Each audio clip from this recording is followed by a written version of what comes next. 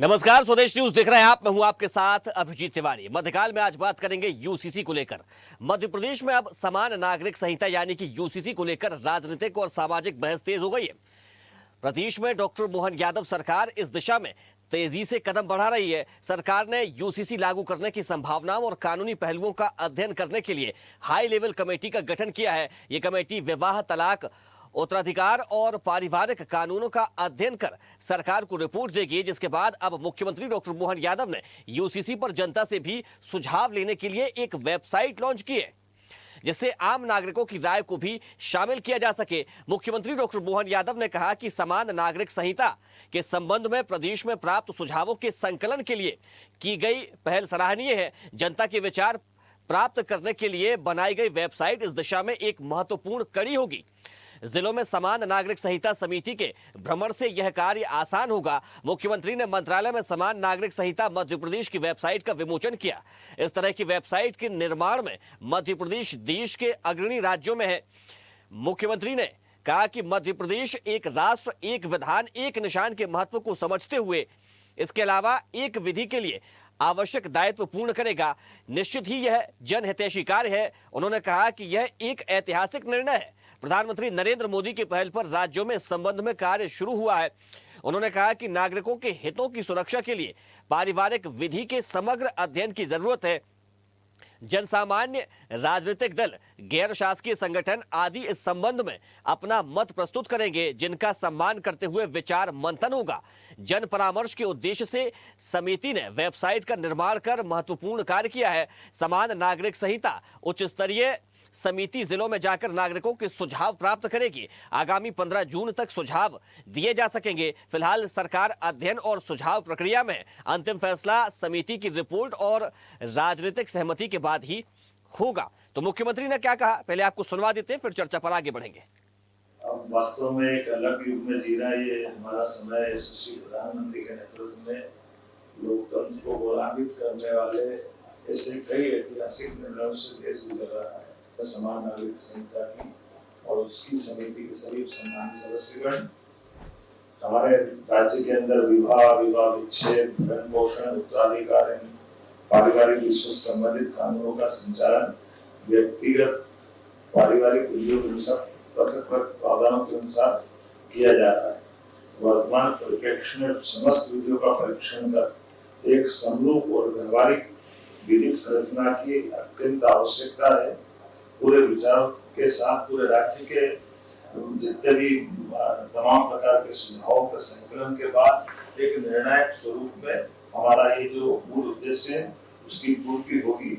ऐसी कड़ी में जन परामर्श के दृष्टिकोण की दृष्टि समिति ने जो वेबसाइट आज लॉन्च करने का निर्णय किया, ये आम से आम आदमी के जनमानस में जो मन में सुझाव आते हैं उसको एक सुझावों की कड़ी से जोड़ने का एक तरह से विचार गंगा में उसको हम सामूहिक सम्मिलित भी कर रहे हैं और सामूहिक रूप से हम उसका भागीदार बना रहे हैं। ये ऐतिहासिक निर्णय है। मेरी अपनी ओर से प्रदेशवासियों को बधाई। तो एक देश, एक निशान और एक विधान को लेकर मध्य प्रदेश में यूसीसी लागू करने की प्रक्रिया शुरू कर दी गई है। इसके लिए कमेटी का भी गठन किया गया है। चलिए इसी मुद्दे पर करेंगे चर्चा, लेकिन उससे पहले परिचय करवा देते अपने मेहमानों से। हमारे साथ भाजपा प्रवक्ता सचिन सिंह बघेल जी जुड़ गए, आपका बहुत स्वागत है। साथ ही कांग्रेस का पक्ष रखेंगे प्रवक्ता है स्वतंत्र सिंह चौहान जी, हमारे साथ जुड़ गए, आपका बहुत स्वागत है। और वरिष्ठ पत्रकार मोहनलाल मोदी जी भी हमारे साथ जुड़ गए, आपका भी बहुत स्वागत है। चर्चा की शुरुआत में स्वतंत्र जी से करूंगा। स्वतंत्र जी, मध्य प्रदेश में यूसीसी की तैयारी लगभग पूरी होती जा रही है। कांग्रेस का क्या पक्ष है यूसीसी को लेकर? भाई साहब, यूसीसी जो है वो संवैधानिक विषय है और हमारे देश के संविधान के अनुच्छेद 44 ने यूसीसी का मैंडेट दिया है। तो कांग्रेस पार्टी ने इस संविधान, जो कि संविधान की स्थापना करने वाली पार्टी है, वो यूसीसी के पक्ष में 1947 से रही है। लेकिन सवाल ये उठता है कि मध्य प्रदेश जो आज बेरोजगारी से, पेपर लीक से, किसानों की समस्याओं से, सरकारी भर्तियों जैसे बहुत सारे मुद्दों से अभी जूझ रहा है, एक ऐसी परिस्थिति में जब मध्य प्रदेश देश के सबसे पिछड़े राज्यों में गिना जा रहा है, चाहे वो किसानों की आय का मामला हो, शिक्षा का मामला हो, सरकारी खरीद का मामला हो, इन सभी मामलों को गौण करते हुए आज मुख्यमंत्री मोहन यादव जी अब डाइवर्ट एंड रूल का खेल खेल रहे हैं। देखिए भाई साहब, अंग्रेजों कि एक्चुअली में अंग्रेजों के साथ साठ-गांठ करते करते उनका खेल भी भारतीय जनता पार्टी ने समझ लिया है। अंग्रेज क्या करते थे? Divide and rule. ये क्या कर रहे हैं? Divert and rule. किसी प्रकार से तो प्रदेश अभी के आप लोगों कह का, रहे हैं कि हम देश के समर्थन लोगों करते का, हैं और अभी कह रहे हैं कि डाइवर्ट एंड रूल, ये दोनों देश के दोनों लोगों का बातें भाई कैसे साहब एक साथ हो समर्थन पाएंगी? करते हैं, लेकिन क्या स्वतंत्र ये जी, समय है? देखिए दो क्या बात एक ये साथ तो समय नहीं हो भाई पाएगी ना। साहब, भाई अभी साहब, आपने भाई शुरुआत साहब, जब की इस चर्चा की, भाई आपने साहब, कहा हम भाई इसका साहब, समर्थन करते हैं, हम संविधान के साथ भाई खड़े हैं। साहब, यदि कोई प्रक्रिया संवैधानिक तरीके से पूरी की जा रही है तो फिर उसमें आपत्ति क्यों होती है फिर? अच्छा, क्या ये संवैधानिक तरीके से पूरी की जा रही है भाई साहब? हम्म क्या किसी प्रकार का एक व्यापक सामाजिक संवाद किया गया? पहली चीज, उत्तराखंड में जिस प्रकार का यूसीसी ये लोग लेकर के आए और उस पर जितनी गड़बड़ियां हैं, क्या उससे समझ में आता नहीं है कि किस प्रकार से ये मध्य विधता प्रदेश का में उल्लंघन सरकार करने ने, वाला मुख्यमंत्री यूसीसी डॉक्टर लेकर के मोहन आए हैं? यादव ने एक क्या वेबसाइट क्या लॉन्च की है आदिवासियों को, और उससे क्या इनकी, सुझाव क्या भी इनके, मांगे जा रहे हैं जनता के। क्या क्या ये मौखिक रूप से, क्या ये मौखिक रूप से कह देंगे कि आदिवासियों को यूसीसी में शामिल नहीं किया जाएगा और इनके पुराने ट्रैक रिकॉर्ड को अंडमान निकोबार से लेकर केन बेतवा लिंक प्रोजेक्ट तक जिस प्रकार से सरकार आदिवासियों के सांस्कृतिक पहचान का क्षरण कर रही है, उसको देखते हुए, उसके ट्रैक रिकॉर्ड को देखते हुए हम कैसे ये बात संभाल लें कि आदिवासियों की सांस्कृतिक स्वायत्तता को खत्म करने के डायरेक्शन में उठाया गया पहला कदम। तो सवालों का जवाब, ढेर सारे सवालों का जवाब देना पड़ेगा। समर्थन करने के बावजूद भी ठीक है, सवाल जवाब ले समाप्त नहीं होते हैं। जवाब ले लेते हैं फिर। ठीक है, ठीक है, क्या कहेंगे जी। सचिन जी? स्वतंत्र जी ने बात कही बहुत इसके अंदर। एक तो कांग्रेस द्वारा स्थापित पार्टी जो है, अंग्रेजों के द्वारा जो स्थापित पार्टी ए और जून 1886 में स्थापित पार्टी बता रही, वो बोल रही है कि कौन अंग्रेजों के साथ मिला हुआ है। तो पहले एक तो खुद का इतिहास पढ़ ले स्वतंत्र सिंह जी। दूसरा, इन्होंने धारा 44 का उन्होंने उल्लेख किया, तो शायद उस धारा 44 को इन्होंने ठीक से पढ़ा नहीं। धारा 44 के अंदर बाबा साहेब अम्बेडकर ने संविधान में लिखा है कि धारा 44 के तहत राज्यों की सहमति के द्वारा इसको यूसीसी को समान नागरिक संहिता लागू की जानी चाहिए, जो विभिन्न क्षेत्रों के अंदर पहले से संविधान के अंदर हमको दिया हुआ है, लेकिन कई सारे कानून जो है उसके अंदर स्वायत्तता नहीं है। तो एक देश, एक विधान और एक संविधान होना चाहिए। इसलिए जो है भारतीय जनता पार्टी जो है ये इसके लिए कटिबद्ध है। तो भारतीय जनता पार्टी जो है वो इसलिए समान नागरिक संहिता लेकर के आ रही है। इन्होंने बात कही कि भाई आदिवासियों की बात कर रहे हैं, आदिवासी समाज की बात कर रहे हैं। आदिवासी समाज की क्या बात कर रहे हैं लोग? जिन आदिवासी समाज को जो है पिछले कई सालों से जो है इन्होंने नक्सलाइट मूवमेंट के अंदर माओवाद के नाम पे मरवा रहे हैं उनको, भोले वाले आदिवासी लोगों को, या फिर उनका धर्मांतरण के नाम पर उनका मतांतरण करवाया जा रहा है। तो ये क्या बात कर रहे हैं आदिवासी? तो और अभी जो समान नागरिक संहिता जो है वो लागू होने वाली है, सभी जितने भी इस प्रदेश के अंदर नागरिक है, ये सबके ऊपर समान रूप से लागू होने वाली है। सबके बीच में समरसता और एकता का भाव सचिन जी, देखिए ठीक है, ठीक है, ठीक है, ठीक है। देखिए स्वतंत्र जी ने एक और बात कही थी। मैं आऊंगा आपके पास, आप अपनी बात रखिएगा। मैं आपसे देखिए सचिन जी, एक बात और कही थी उन्होंने ये कहा था कि ठीक है चलिए ये लागू कर देते हैं, इसकी जरूरत है, ये मैं भी आपसे कह रहा हूं, मान लेते हैं, लेकिन क्या आज की परिस्थिति के दौर में पहले उन तमाम चीजों पर ध्यान देना आवश्यक नहीं है? चाहे स्वास्थ्य हो, शिक्षा हो या बेरोजगारी हो। देखिए समाज जो है वो संवैधानिक रूप से सुरक्षित रहेगा, तभी तो सारी चीजों का अनुपालन कर पाएगा ना वो। तो इसलिए सारी चीजों की आवश्यकता अपनी अपनी, ये देश संविधान से चलता है। तो देश के अंदर जब तक सबको समान अधिकार नहीं है तो सबको समान अवसर कैसे लाभ मिलेंगे? तो सबको समान अवसर मिले, इसके लिए यूसीसी लाया जा रहा है। तो जो इन्होंने कही बात आदिवासी की, तो हिंदू कोड बिल के अंदर सभी सेक्शन के अंदर एक्सेप्शन दिया गया है आदिवासी समाज को। तो ये जो भ्रमित करने का काम कर रही है कांग्रेस जो है, पूरे समाज को कांग्रेस का जो है भ्रमित करने का काम कर रही है। और इसके ऊपर ये तो कानूनी प्रक्रिया है, बाकी सारी प्रक्रिया तो ठीक ठाक सुचारू रूप से सरकार अपने गुड गवर्नेंस देने के लिए प्रतिबद्ध कर ही रही है, उसमें किसी प्रकार की आपत्ति होना नहीं चाहिए इनको। और ये इन्होंने खुद ने स्वीकार करा कि धारा 44 के अंदर जो है कांग्रेस खुद लेकर आई थी समान नागरिक संहिता, जो पिछले 75-76 साल से तुष्टिकरण के कारण से खुद लागू नहीं किया, खुद ने स्वीकार करा कि इतने सालों से तुष्टिकरण कर रहे थे। तो इसलिए अब भारतीय जनता पार्टी की सरकार मध्य प्रदेश के अंदर उत्तराखंड में जिस प्रकार से लागू किया है, उसी प्रकार उसी तर्ज पे आज उन्होंने सुझाव लेना शुरू किया है। मध्य प्रदेश में इसको लेकर के सुझाव लेने के लिए आम लोगों के लिए एक वेबसाइट भी लॉन्च की गई है। जब समाज पूरा सहमत होगा तब लागू होगा ये। ठीक है, ठीक है। स्वतंत्र जी, जब सीएए सरकार लेकर के आना चाह रही थी, जब उसको लेकर ड्राफ्ट तैयार किया गया था, कितना हो हल्ला, कितना भ्रम का माहौल कांग्रेस की ओर से बनाया गया। कहा गया कि लोगों को पाकिस्तान जाना पड़ेगा, बांग्लादेश भेज दिया जाएगा, उनकी नागरिकता खत्म हो जाएगी। किसकी नागरिकता गई? और अब यूसीसी को लेकर फिर वही भ्रम का माहौल कांग्रेस बना रही है। भाई साहब, सबसे पहले मैं सचिन भैया की बात सुन रहा था। सचिन भैया ने एक चीज पर सवाल उठाया कि मैंने अनुच्छेद 44 ढंग से पढ़ा नहीं। नहीं, मेरी बात का भी पहले जवाब मैं दीजिएगा आप, उनकी नहीं बात का नहीं, भी मैं आपकी दीजिएगा बात और का मेरी जवाब बात का भी दूंगा। दीजिएगा। जी भाई साहब, मैं बिल्कुल जवाब दूंगा। पहले सचिन भैया की बात का जवाब दूं। हम्म सचिन भैया, मैं पॉलिटिकल साइंस का टीचर रहा हूं पिछले 10 वर्षों से। हम्म आप मुझे गूगल भी कर सकते हैं। चलिए, इसके बाद हम बात करते हैं आर्टिकल 44 की definition. Article 44 of the Indian constitution says that the state will endeavour to provide uniform civil code. आगे जो बोल रहा हूं ध्यान सुनिएगा, throughout the territory of India. ये लिखा हुआ यूनिफॉर्म सिविल कोड के बारे में अनुच्छेद 44 में, through out the territory of India. यानी कि हम्म अगर आपको यूनिफॉर्म सिविल कोड लेकर के आना है तो संपूर्ण भारत की टेरिटरी पर लेकर आना पड़ेगा। लेकिन उसके बावजूद भी मोहन यादव जी ने ये बात कहा कि आदिवासियों को इससे अलग रखा जाएगा, तो हमने मान लिया कि उसमें वो अपवाद देंगे। हमने मान लिया अपवाद देंगे। ये है आर्टिकल 44 का टेक्निकलिटी। अब बात करते हैं, जो आप सब ने कहा कि पर्सनल लॉज जो हैं उस पर राज्य कानून बना सकता है। भाई साहब, ये शेड्यूल 5 के एंट्री 34 में, माफ कीजिएगा, शेड्यूल 7 के लिस्ट 3 के एंट्री 5 में लिखा हुआ है कि हमारे देश में पर्सनल लॉज स्टेट बना सकते हैं। अब आते हैं दूसरी बातों का सवाल देकर के। भाई साहब, इन्होंने सवाल इस चीज को लेकर के उठाया कि कांग्रेस की स्थापना जो 1885 में हुई वो अंग्रेजों ने की थी। भाई साहब, अंग्रेजों की मुखबिरी करने का ट्रैक रिकॉर्ड जो है वो भारतीय जनता पार्टी का है।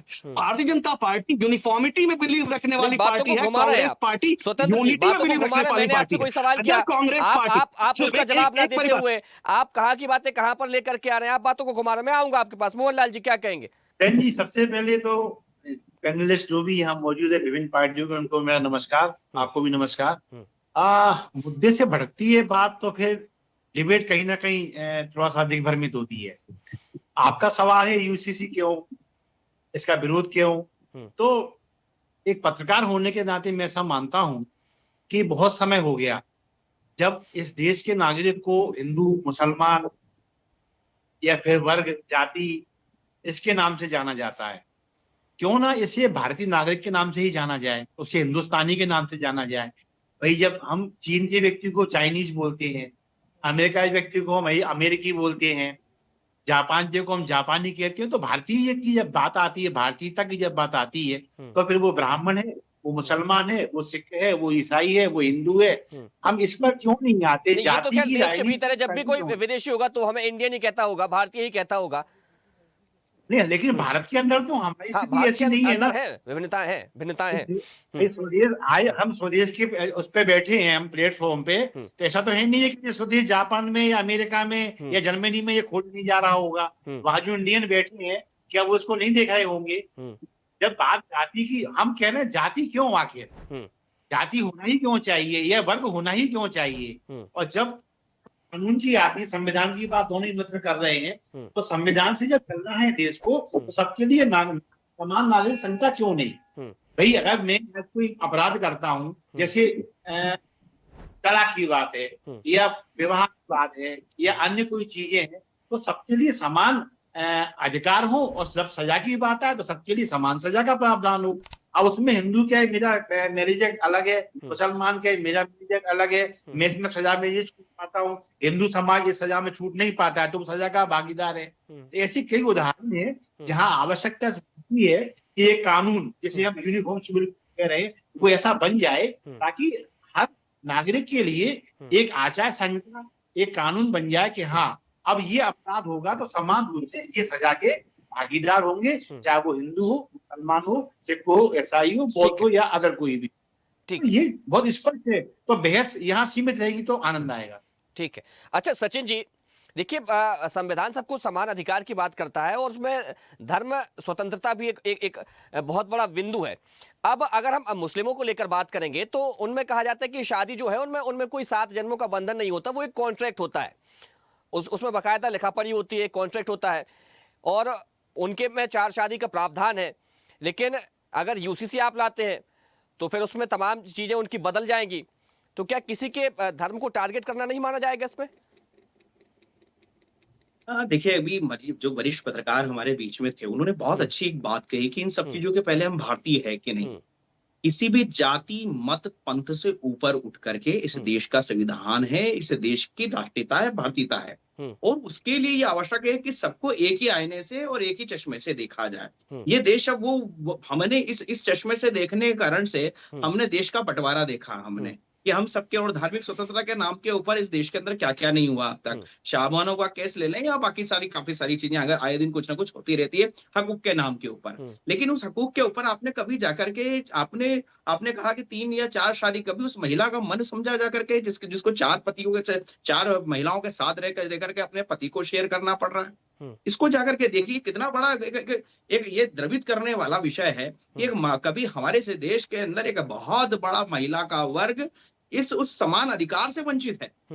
तो और यहाँ तक कि वो समान अधिकार नहीं से वंचित हो रहा है, यहाँ तक कि उसके अंदर ये भी है कि पिता की जो संपत्ति है, पिता की संपत्ति का जब बंटवारा होगा तो उसका आधा मिलेगा, जबकि हिंदू कोड बिल के अनुसार जो है वो बराबर संपत्ति का बंटवारा है।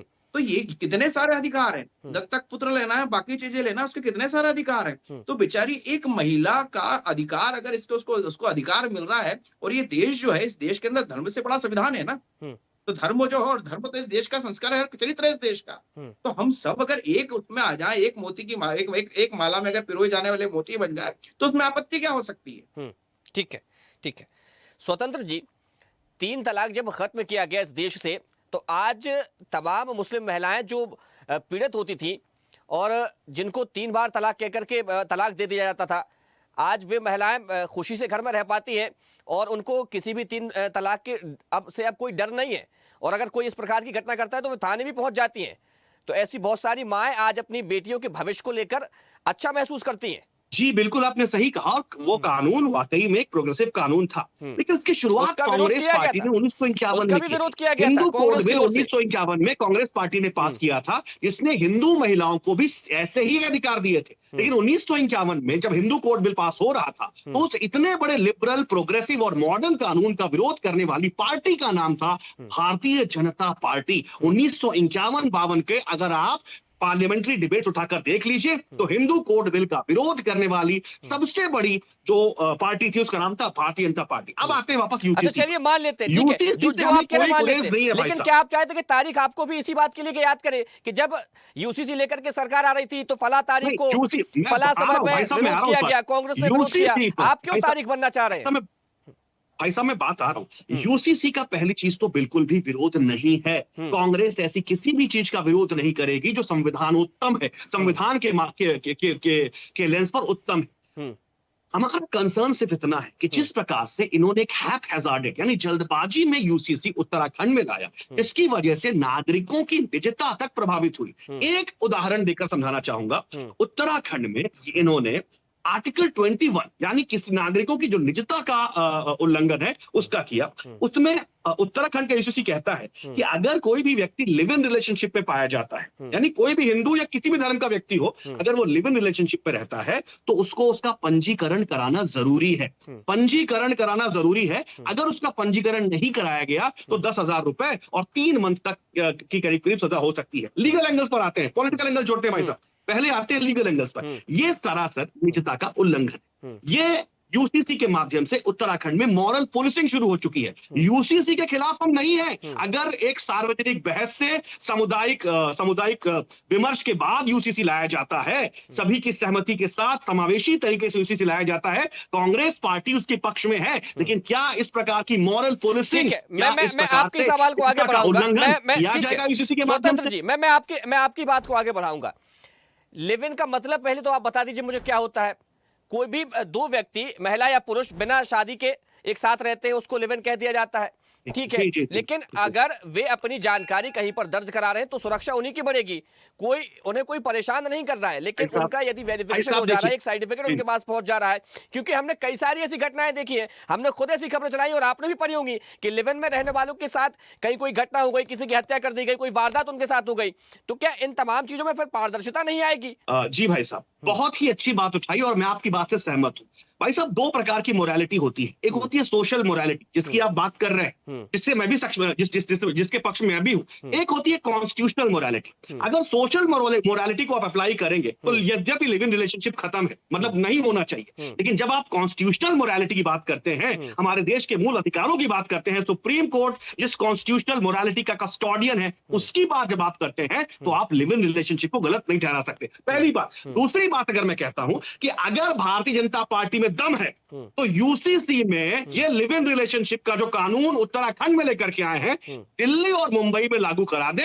मैं मान जाऊंगा कि भारतीय जनता पार्टी वाकई में हमारी धर्म और संस्कृति की बहुत बड़ी रक्षक है। देवेंद्र फडणवीस और रेखा गुप्ता अगर यही का यही प्रोविजन अपने अपने प्रदेशों में लागू करा दे तो मैं मान जाऊंगा कि वाकई में लिव इन रिलेशनशिप गलत है और Bharatiya Janata party live in relationship के सामने डंडा गाड़ कर एकदम खड़ी हुई है। सिर्फ दो राज्यों में जहां पर इतना हैवी कॉमर्शियलाइजेशन है, मुंबई और दिल्ली। बताइए।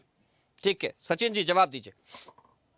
स्वतंत्र जी ने बहुत सारी, एक तो बातों बातों में स्वीकार कर लिया कि एक तो यूसीसी जरूरी है और यूसीसी आना भी चाहिए। ये उन्होंने, उनकी पूरी बात का पूरा जो उसका सार है वो यही है कि वो यूसीसी के पक्ष में है और यूसीसी को स्वीकार करना है। रही बात लिव इन रिलेशनशिप की, और वो मॉरलिटी की बात कर रहे थे, मॉरल पुलिसिंग की बात कर रहे थे, कॉन्स्टिट्यूशन मॉरलिटी की बात कर रहे थे, कॉन्स्टिट्यूशन मॉरलिटी की भी बात कर रहे थे। मुझे ये बताइए, नैतिक आधार पर इस देश के संविधान का जो मूल उद्देश्य है, इस सभी प्रकार के हितों की रक्षा करना इस संविधान का मूल है, और वो संविधानों के उसके अंदर प्रत्येक नागरिक की सुरक्षा भी निहित है। अगर लिव इन के अंदर हम आए दिन गाए बगाए सुन रहे हैं कि किस प्रकार के कृत्य घट रहे हैं, बच्चियों के साथ क्या क्या हो रहा है लिव इन रिलेशनशिप के नाम पर, और क्या क्या चीजें नहीं हो रही है। अगर किसी को अगर जानकारी, जैसा आपने एंकर महोदय आपने बताया, अगर हमारे सरकार की जानकारी में या पुलिस की जानकारी में रहता है कि कोई बच्चा बच्ची रह रहे हैं, उसमें आपत्ति क्या हो सकती है? क्योंकि अगर आपने जो कहा कि मोरली अगर वो सारी चीजें ठीक है तो उसमें आपत्ति क्या है? दूसरी बात, इन्होंने कहा कि दिल्ली और बॉम्बे और कमर्शियल, हमने अभी धीरे धीरे हमने उत्तराखंड में इसको लिव इन को लेकर इसके ऊपर हमने इसको यूसीसी के दायरे में लाए हैं। मध्य प्रदेश के अंदर भी सुझाव लिए जा रहे हैं इस विषय के ऊपर। धीरे धीरे जहां जहां भी हमारी सरकार है वहां निश्चित रूप से लेकर के आना है। अगर जाम लगेगा कि ये समाज के हित में है और कौन सी चीज अहित में है, तो निश्चित रूप से विचार करेगी सर वहां की सरकार। इसलिए ये कहना कि मॉरलिटी की बात करना, तो देश देखिए संविधान से जितना चलता है उतना नैतिकता के साथ भी चलना जरूरी है। देश का अपना एक चरित्र है जहां राम और सीता बहुत बड़े उदाहरण है। तो उस देश, राम और सीता के देश के अंदर अगर राम और सीता एक आइडियल बनेंगे तो हमारी देश की प्रतिष्ठा बढ़नी है। तो कांग्रेस अगर नहीं चाहती कि देश की प्रतिष्ठा नहीं बढ़े तो उसके लिए तो खैर कुछ कहा ही नहीं सकता, क्योंकि इनका पुराना इतिहास भी वैसे ही रहा है। लेकिन भारतीय जनता पार्टी इस देश के नैतिक मूल्यों के साथ खड़ी है और इसीलिए यूसीसी के माध्यम से उन नैतिक मूल्यों को पुनर्जीवित करके और उनकी सुरक्षा करने का हम लोग प्रयत्न कर रहे हैं। ठीक है, मोहनलाल जी, यूसीसी में किन बिंदुओं पर विशेष ध्यान दिया जाना चाहिए? देखिए, जैसे उसका नाम है समान कानून, तो समानता उसमें सबसे पहले अपेक्षित है, और यहाँ मुझे लग रहा है समानता पे ज्यादा बहस हो रही है। एक सबका चरित्र, पत्रकारिता में बात हो या मेरा छात्र जीवन मेरा रहा हो, चरित्र पर हमेशा जोर रहा है, मेरे शिक्षक का भी और आज जो पत्रकारिता में मेरे गुरु रहे हैं उनका भी। मुझे समझ में ये नहीं आता चरित्र शब्द का इतना विरोध क्यों होता है कानून के नाम पर। तो अगर ये चीजें सब आती हैं, इसमें समान कानून में शामिल होती हैं, तो ये उज्जवल भविष्य के लिए अच्छा ही है, भारत के लिए अच्छा ही है। अब इसमें क्या समान होना चाहिए, तो सार्वजनिक जीवन में हम जो भी कृत्य करते हैं वो अनुचित है या उचित है। देखिए, धर्म के नाम पर जो पूजा पाठ पर्दे के भीतर चल रहा है हमारे घर के भीतर, वो अलग चीज है। देखिए, भारत अपने घर के बाहर, अपने ड्यूटी के बाहर या संविधान से इतर, फिर वो घर के भीतर हो या बाहर हो, हम कोई कृत्य करते हैं समान रूप से संविधान में वो समाहित होना चाहिए। यदि ठीक है तो प्रोत्साहन होना चाहिए, यदि हम गलत कर रहे हैं तो संविधान का दायित्व बन जाता है कि हमें प्रताड़ित करे, हमें सजा दे। और इसमें यदि कोई किंतु परंतु करता है तो फिर शक होना लाजिमी है। दूसरी बात, मित्र कह रहे थे कि 1950 के दशक में जब कानून जब लाया गया था हिंदू विवाह अधिनियम, भाजपा का उसमें अस्तित्व ही नहीं था, तब भारतीय जनसंघ हुआ करती थी, है ना। और जहां तक बात ये इस तरह के कानूनों की है, तो भारतीय जनसंघ की देखिए भाजपा का एक मुझे याद है, इनका तो 3 इनकी उसमें नहीं है, एक इनका संकल्प रहा है राम मंदिर, समान कानून और 370। अब अगर इन्हीं मुद्दों पर जनता इनको जिता के लगातार आगे बढ़ा रही है, देखिए एक कल्पना कीजिए, जिस पार्टी का कल तक एक पार्षद भी नहीं था पूरे भारत में, उस पार्टी का आज केंद्र में राज्य है, अधिकांश राज्यों में वो राज कर रही है। इसका मतलब जनता से एक्सेप्ट कर रही है कानून को। जब कांग्रेस बड़ी विपक्ष में है, यदि वो नागरिक के भावनाओं का सम्मान करना नहीं सीखेगी, मैं बिल्कुल एक पत्रकार उन्हें नाते कह रहा हूं, तो वो और बेगियर में जाने वाली है। यूसीसी समय की मांग है, हम बहुत लड़ेंगे वर्ग और संप्रदाय के नाम पर। इस कानून के उसको स्वागत करना चाहिए और देश का भविष्य इसी में। ठीक है, देखिए समय हो गया, इस चर्चा को यहीं विराम देना पड़ेगा। हमारे साथ जुड़ने के लिए मोहनलाल जी आपका बहुत शुक्रिया, स्वतंत्र सिंह जी आपका बहुत धन्यवाद और सचिन जी आपका भी बहुत शुक्रिया। तो मध्य प्रदेश में यूसीसी को लागू करने के लिए कमेटी का गठन कर दिया गया है और अब जनता से सुझाव मांगे गए हैं। जनता के सुझाव के लिए वेबसाइट एक लॉन्च की गई है जिसमें उनसे सुझाव मांगे गए हैं कि यूसीसी में किन बिंदुओं को ऐड किया जाना चाहिए, किस पर विशेष ध्यान देना चाहिए।